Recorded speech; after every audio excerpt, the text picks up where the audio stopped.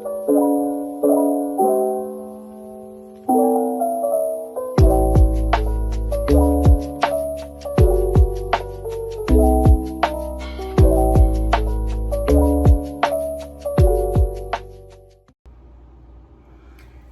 morning, guys. Good morning, good morning, good morning, good morning, good morning. I hope everybody is doing amazing. I am doing super, super well.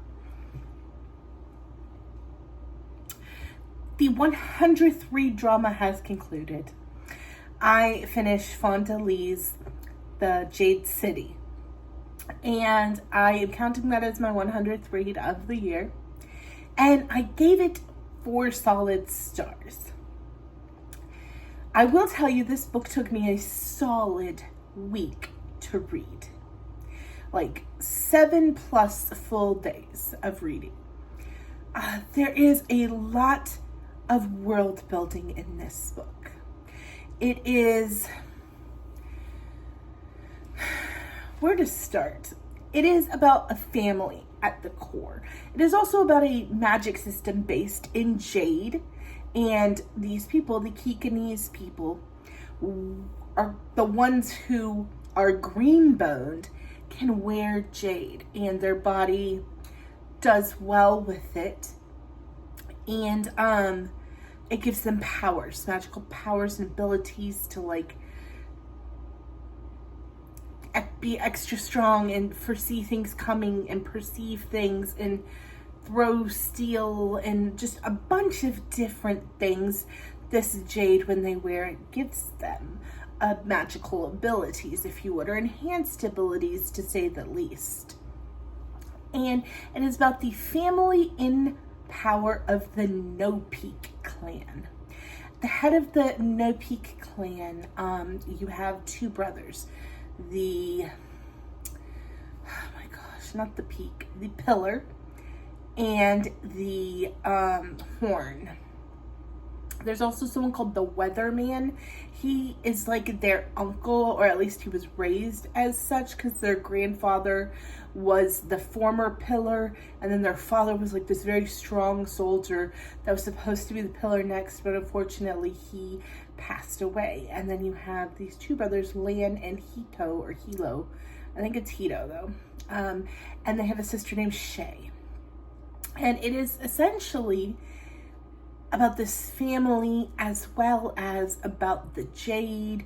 And it has got a lot of mafia mob vibes to it, because the No Peak clan is, you know, at war with the Mountain clan, which is another clan of green-boned jade wearers that, you know, used to be together with them, and then they had their grandfathers had a fight and they separated. And it is a lot of magic system building and a lot of world building. And it is very, very good. And it does grab you because you care about this family. But I'm not sure why it took me so long to get through it.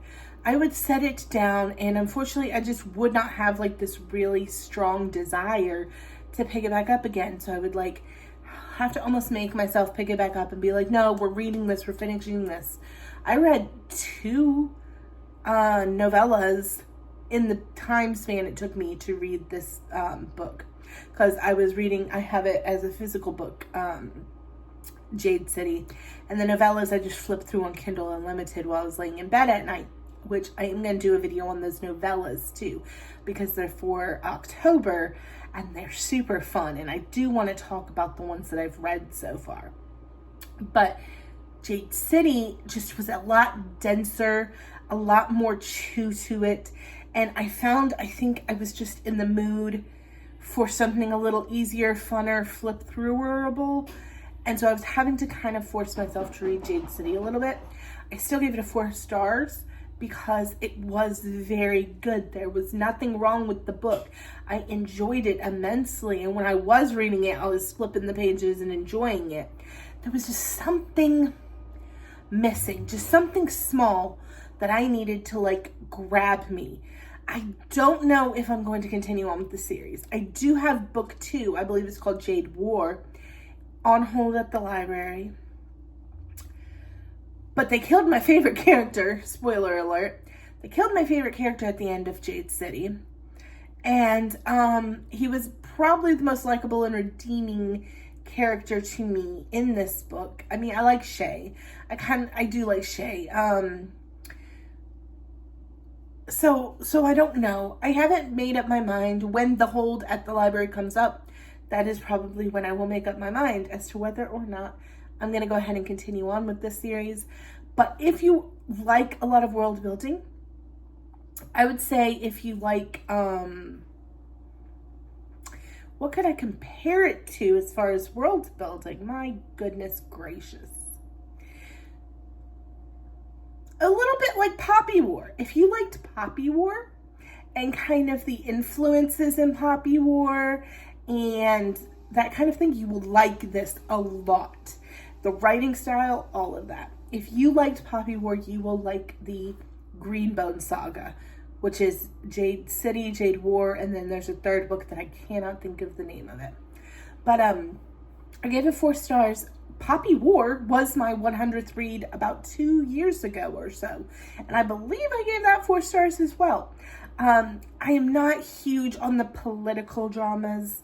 That's very much what this kind of felt like. I was hoping for a little bit more magic and a little bit more character work, and I got a lot of political drama and a lot of world building and that kind of thing.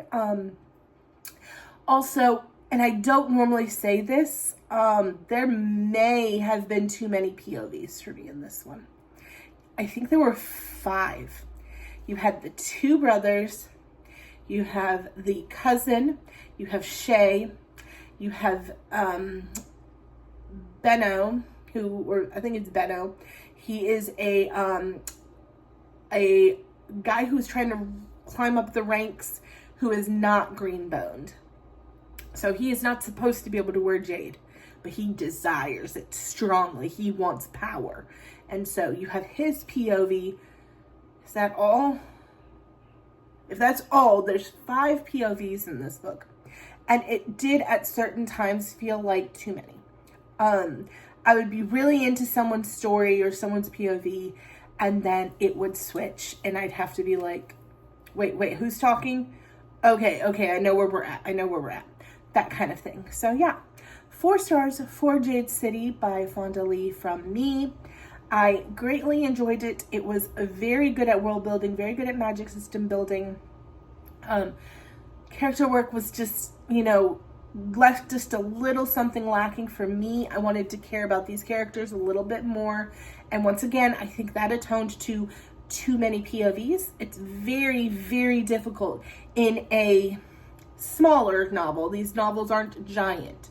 It's a standard size, probably 500-600 page novel.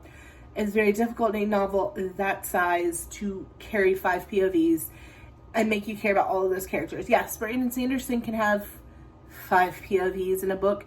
His books are 1,300 pages, okay? So there's a difference there. I feel like it was too many POVs for the size of the novel, but that really is my only complaint. Other than that, I really enjoyed this book. So, and the fact that my favorite character dies. Like, boo on that. But I like Shay enough that I probably will go ahead and do Jade War as well. So yeah, that was my official 100th read of 2025, you guys. What is coming up? We've got some spooky season reads we're going to talk about in the next video. I read some novellas that were put out for October that I really freaking enjoyed and were super fun. And so we're going to talk about those. And then it's almost the end of October. We're going to talk about everything I read in October, which is a fairly beefy month this month. We got the 4th Rose Hill novel by Elsie Silver that is on my TBR for the end of the month. Lila Sage put out a kind of spooky month read that we need to read. All the books read. Oh, we just read Allie Hazelwood's Mate. I want to talk about that. I have a lot to talk about, you guys, and I've just been really slacking being able to get on here, but I really want to get back into a routine of at least 1 to 2 videos a week talking about what we're reading, because there's a lot of new releases this time of year that are really, really good and I'm very excited about. And I also want to do my 10 before the end, because almost November. So my 10 books I must read before the end of the year. But yeah, that's it, guys. Thank you so much for joining, and have a great rest of your October. Bye now.